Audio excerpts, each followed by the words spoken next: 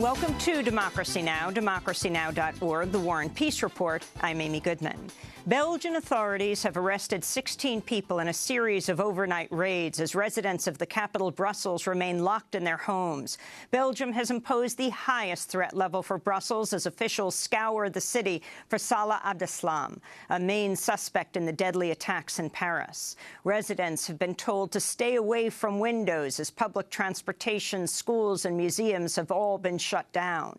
The Belgian federal prosecutor said Abdeslam was not among those arrested in last night's raids. Federal Prosecution's Office and the Brussels investigating judge specialized in terrorist cases ordered a total of 19 house searches in the Brussels region. Until now, no firearms or explosives were found.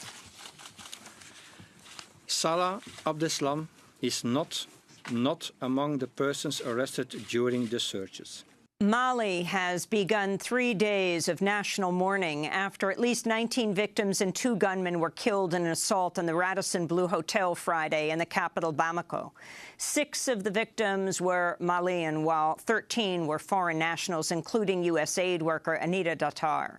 3 Islamist militant groups have claimed responsibility for the attack, including al-Qaeda in the Islamic Maghreb.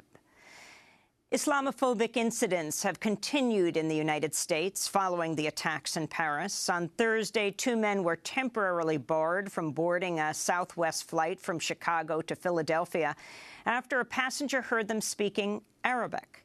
In Texas, meanwhile, armed protesters rallied outside the Islamic Center of Irving, decrying the, quote, Islamization of America. Speaking in Malaysia at a summit of Southeast Asian nations, President Obama said prejudice and discrimination would only aid the Islamic State, which he pledged to hunt down and destroy. As we destroy ISIL on the battlefield, and we will destroy them, we will take back land that they are currently in. We will cut off their financing. We will hunt down their leadership. We will dismantle their networks and their supply lines, and we will ultimately destroy them. Even as we are in the process of doing that,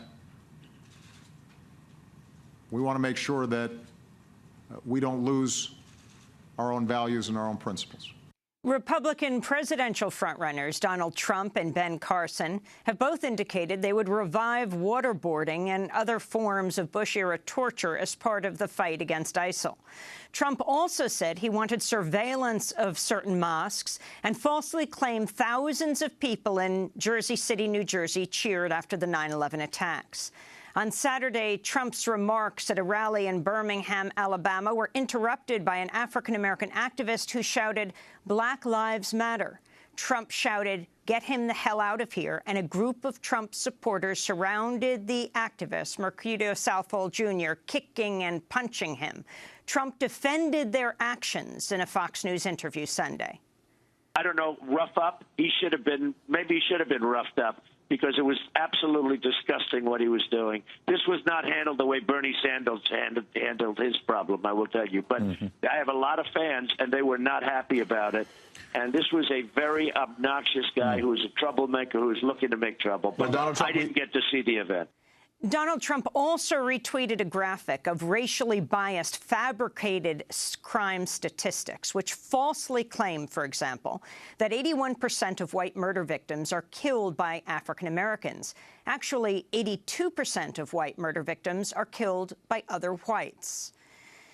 In northern Burma, at least 100 people have been killed in a massive landslide near a jade mine. The landslide engulfed a settlement of sleeping mine workers, killing entire families. About 100 more people remain missing.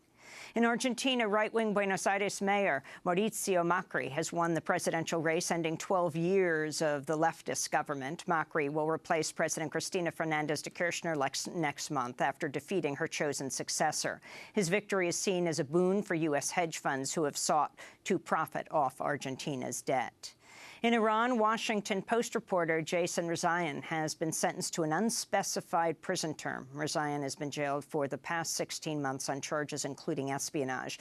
The Washington Post has maintained his innocence, and the Obama administration has called for his immediate release.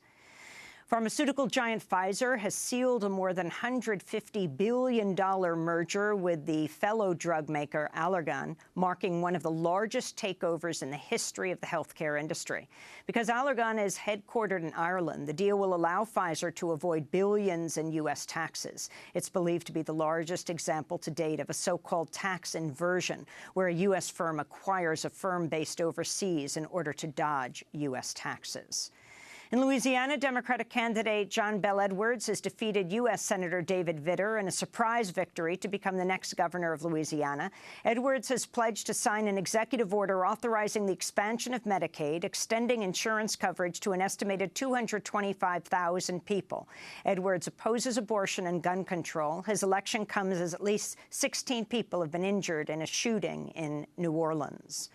Doug Hughes, the Florida mailman who landed a gyrocopter on the lawn of the U.S. Capitol in April to call for campaign finance reform, has pleaded guilty to a single felony count of operating the tiny personal aircraft without a license. Hughes faces up to 3 years in prison and a fine of up to $250,000 at his sentencing in April. Hughes landed on the Capitol lawn carrying letters to every member of Congress urging them to pass campaign reform.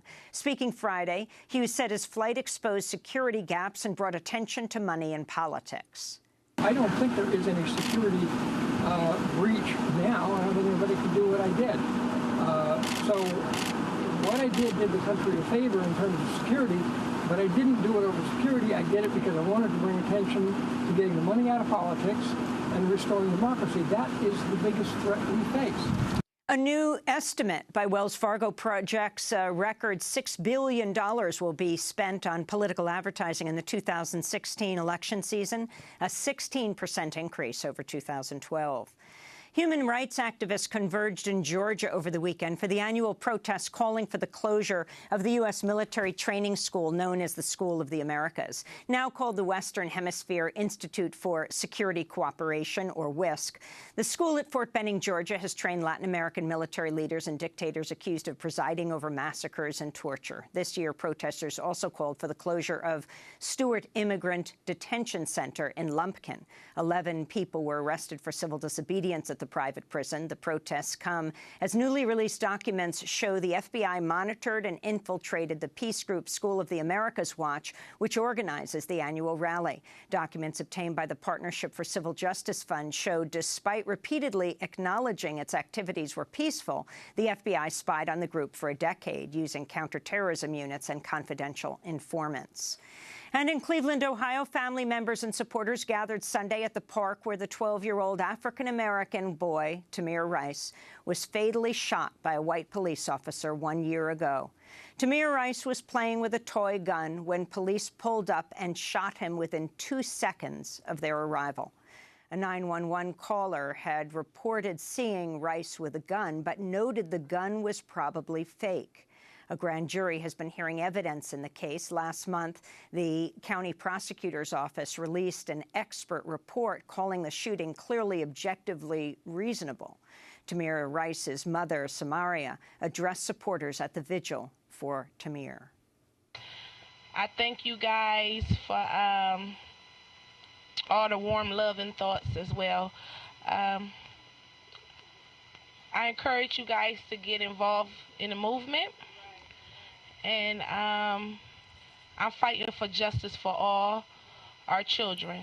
In Minneapolis, Minnesota, meanwhile, the Justice Department says it will investigate the police shooting of 24-year-old African-American Jamar Clark. Authorities said Clark was shot after a scuffle with officers following a report of an assault. Multiple witnesses have said Clark was shot while handcuffed. And those are some of the headlines. This is Democracy Now!, democracynow.org, The War and Peace Report. I'm Amy Goodman.